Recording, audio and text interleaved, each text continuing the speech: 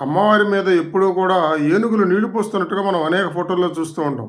దానికి కారణం ఏందంటే, క్షీరసాగర మథనం జరుగుతున్నప్పుడు రాక్షసులు, దేవతలు కలిసి పాల సముద్రాన్ని అమృతం కోసం చెరుగుతూ ఉన్నప్పుడు కామధేనువు, కల్పతరువు, హాలాహలము, అమృతంతో పాటుగా లక్ష్మీదేవి కూడా జన్మించింది.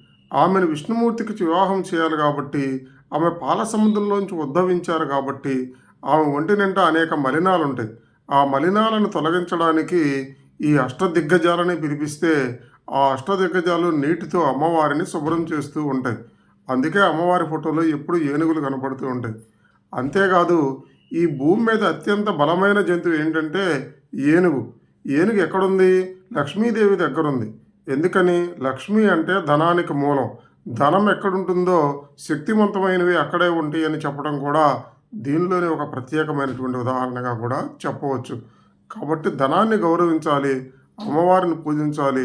ధనం ఏమీ లేదు అనేది అబద్ధం.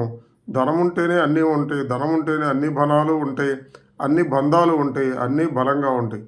అది అమ్మవారు చెప్పేటువంటి ఒక మంచి ఉదాహరణగా మనం తీసుకోవచ్చు.